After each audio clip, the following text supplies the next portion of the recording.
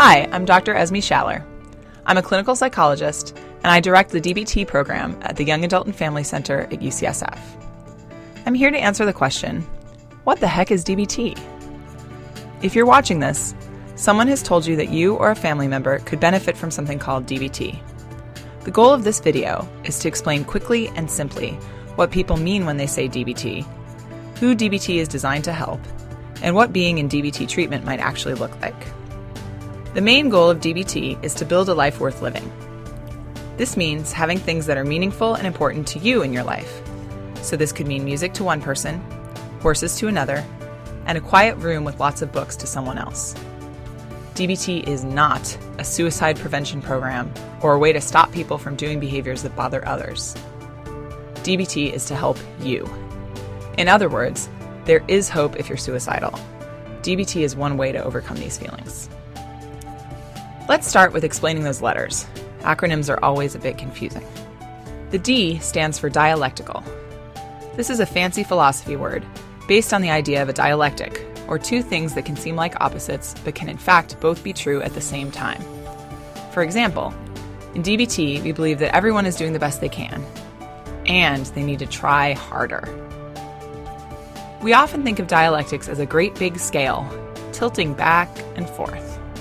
The main dialectic in DBT is that we are always trying to balance acceptance, you're doing the best you can, this is really how life is right now, with change. You have to try different things to get the life you want, you have to be motivated and work harder. A DBT therapist is thus constantly dancing, trying to make sure they really understand and accept where you're coming from, while also pushing you to change when they can. It can be a complicated step. The B stands for behavior. A behavior is anything that can be reinforced or rewarded. Okay, let me briefly explain reinforcement too. A reinforcer is anything that increases the likelihood that a behavior will occur again. If you study hard and get an A+ on a test, the A+ is the reinforcer that increases the chances you will study again.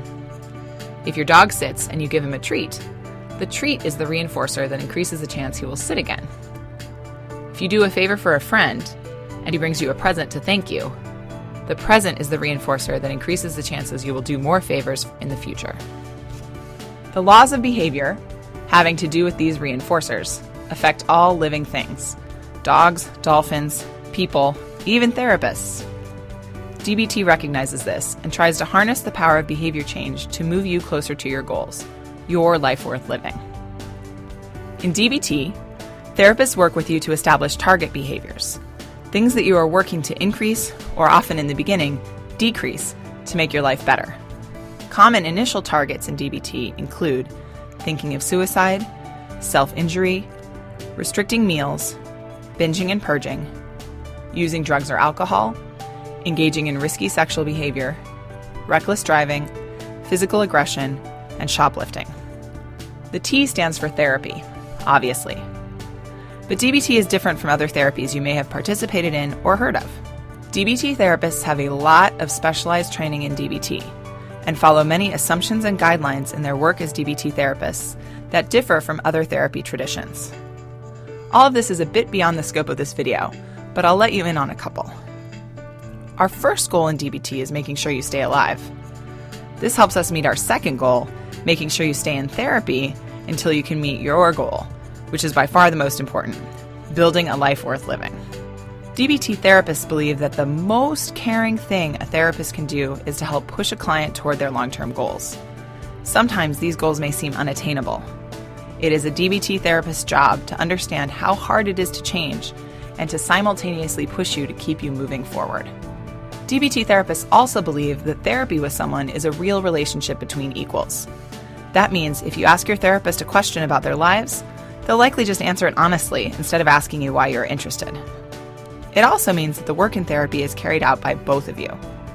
It's like a DBT therapist is in a rowboat with you, and you are both rowing to get to your destination. Your therapist shouldn't be laying back silently while you row super hard, and you also shouldn't be in the back of the boat drilling little holes in the bottom while your therapist is up front rowing, thinking you're rowing too. It's about both of you working together towards your goals.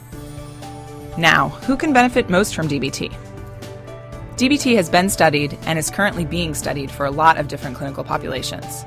What most of them have in common is a difficulty in regulating emotions. This may mean that your life feels a bit like an emotional roller coaster. DBT might work for you if you get more disappointed than it seems like your friends do when plans get canceled or things don't go your way. You cry at movies a lot, or even at commercials. You sometimes feel like you were born into the wrong family, like you're a lion cub in a family of house cats. If one or more of these things describes you, you might benefit from DBT. Lastly, let's talk about what DBT looks like. Full DBT, the kind that has the most rigorous research backing it up, has 4 modes of treatment. These are 1. Structured individual therapy. There is a focus on behaviors, like we mentioned, and dialectics, that balance of acceptance and change.